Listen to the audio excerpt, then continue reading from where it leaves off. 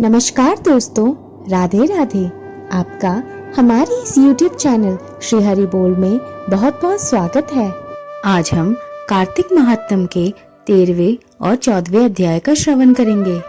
कथा सुनने से पहले अगर आपने हमारे इस YouTube चैनल को सब्सक्राइब नहीं करा है तो इस चैनल को सब्सक्राइब करें, बेल आइकन दबाएं ताकि हमारे नए वीडियो की नोटिफिकेशन आप तक सबसे पहले पहुंचे। इस वीडियो को लाइक और शेयर भी जरूर करें। नारद जी बोले, जलंधर राहु की बात सुनकर क्रोध में भरकर करोड़ों दैत्य साथ लेकर चल दिया। जाते समय सामने शुक्र व राहु आए और जल्दी के कारण जलंधर का पैर फिसल गया और मुकुट भी गिर पड़ा। दैत्यों की सेना के विमान आकाश में ऐसे मालूम होते मानो वर्षा के बादल हों। इंद्रादि देवता उसकी चतुरता देख छिपकर महादेव जी के पास जाकर प्रार्थना करने लगे। देवता बोले, हे स्वामी, इस विपत्ति से हमारी रक्षा करो और जलंधर का वध करो।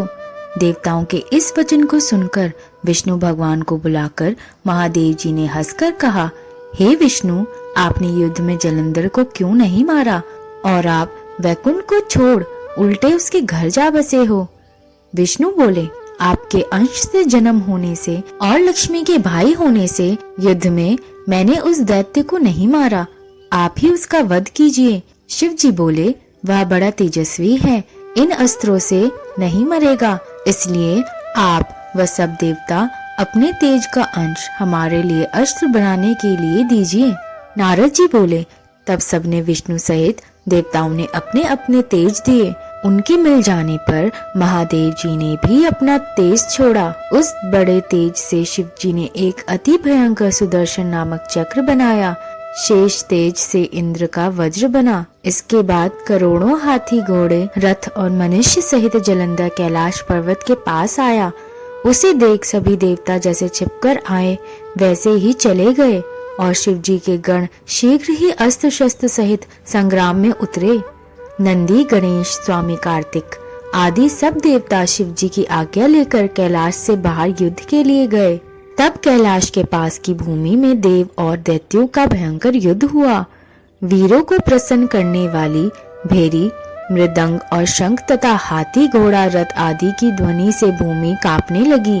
शक्ति, तोमर, बाण, मूसल, परसा आदि अस्त्रों से आकाश उल्काओं के समान शोभित होता था। युद्ध में भरे हुए रथ, घोड़ों से पृथ्वी ऐसे मालूम होती थी मानो वज्र से गिराए पर्वतों के शिखर हों। युद्ध में मरे दैत्यों को मृत्यु संजीवनी विद्या से शुक्राचार्य बार बार जीवित कर देते हैं। इसे देख शिव जी के गण बहुत व्याकुल हुए और भयभीत होकर शिव जी के पास जाकर शुक्राचार्य की क्रियाएं कहीं। तब शिव जी के मुख से एक एक भयंकर कृत्या प्रकट हुई। ताड़ के वृक्ष के समान जिसकी जांघा गुफा जैसा मुंह और स्तनों से वृक्ष को भी हिला देती थी। कृत्या युद्ध भूमि में आकर असुरों का भक्षण करती हुई शुक्राचार्य को अपनी भग में छिपाकर अंतर्ध्यान हो गई। शुक्र को पकड़ा जानकर देवता आनंद से दैत्यों का संहार करने लगे और शिव जी के गणों से भयभीत दैत्यों की सेना बिखर गई। तब सेना को भागता देखकर तीनों सेनापति निशुम्भ तथा महाबली काल नेमि क्रोधित होकर युद्ध में गए। तीनों सेनापतियों ने वर्षा की बूंदों की भांति आकाश में बाणों की वर्षा से शिव जी के गणों को घेर लिया और फिर दैत्यों के बाणों से आकाश व सब दिशाओं से घिरने से शिवगण कांपने लगे। बाणों से घायल गणों के शरीर से रक्त बहने लगा और कुछ भी दिखाई ना देता था। कुछ गण तो भय से गिर पड़े और कुछ दैत्यों द्वारा मार दिए गए। इस प्रकार वे छिन्न भिन्न होकर युद्ध भूमि छोड़कर भाग गए। तब नंदी, गणेश और स्वामी कार्तिक अपनी सेना को भागते हुए देख क्रोधित होकर दैत्यों को रोकने लगे। नारद जी बोले, तब दैत्य नंदीश्वर, गणेश जी और स्वामी कार्तिकेय जी आदि शिव जी के गणों को देखकर लड़ाई के लिए दौड़ पड़े। काल नेमि नंदीश्वर के पास, शंख गणेश जी के पास और निशुम्भ स्वामी कार्तिकेय के पास कवच धारण करके युद्ध के लिए गए। निशुम्भ ने स्वामी कार्तिकेय के हृदय में 5 बाण मारे। तब वह मूर्छित होकर भूमि पर क्रोधित होकर गिर गए। कार्तिकेय जी शक्ति को उठाना चाहते थे कि निशुम्भ ने अपनी शक्ति से उनकी शक्ति काट दी। नंदीश्वर ने काल नेमि को बाणों से भेद दिया। 7 बाणों से घोड़े, धनुष और सारथी काट दिए। काल नेमी ने भी क्रोधित हो नंदी का धनुष काट दिया।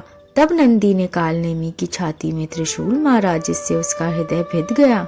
घायल काल नेमी क्रोधित हो पर्वत खंडों को उखाड़कर उससे नंदी को गिरा दिया। शुंभ अपने रथ में बैठकर गणेश जी मूषक पर बैठकर आमने सामने आए और आपस में लड़ने लगे।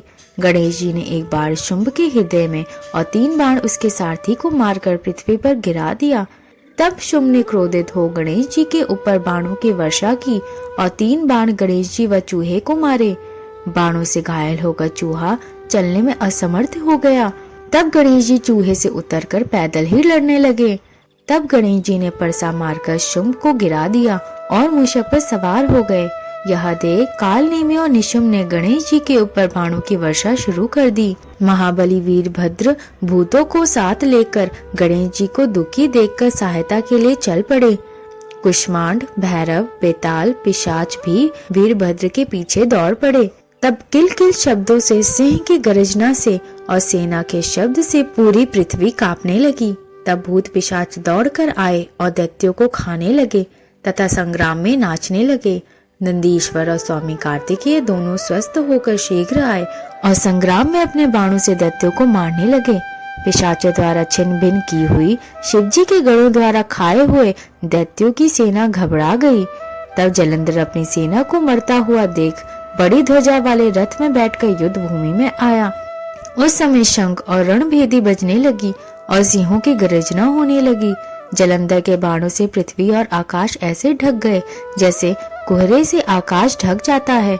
जलंधर ने 5 बाण गणेश जी को, 9 बाण नंदीश्वर को और 20 बाण वीरभद्र को भेद दिए।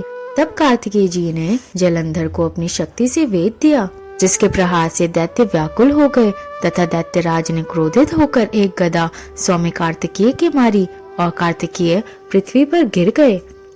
इस प्रकार शीघ्र ही गदा प्रहार से नंदी को भी पृथ्वी पर गिरा दिया। तब गणेश जी को बड़ा क्रोध आया और उन्होंने अपने परसे से उनकी गदा काट डाली।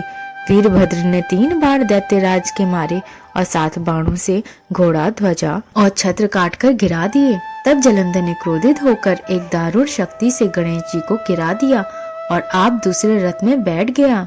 इसके बाद वीरभद्र और जलंधर सूर्य के समान तेजस्वी आपस में लड़ने लगे। वीरभद्र ने बाणों से उसके घोड़े व धनुष काट दिए। तब जलंधर परिख लेकर दौड़ा। नारद जी बोले, उस दैत्य ने परिख का प्रहार वीरभद्र के मस्तक पर मारा, जिससे वीरभद्र के सिर से रक्त बहने लगा और वह भूमि पर गिर पड़ा। इति कार्तिक महात्म 13वां और 14वां अध्याय संपूर्ण। बोलो श्री हरि भगवान की जय। बोलो श्री राधा रानी की जय। दोस्तों, अगर आपको हमारी ये वीडियो पसंद आई है तो कमेंट बॉक्स में हरिओम जरूर लिखें। अगर आपको कोई कथा सुनने की इच्छा हो तो आप कमेंट करके हमें बता सकते हैं। आप सबका दिन श्री हरि की कृपा से मंगलमय हो। धन्यवाद दोस्तों।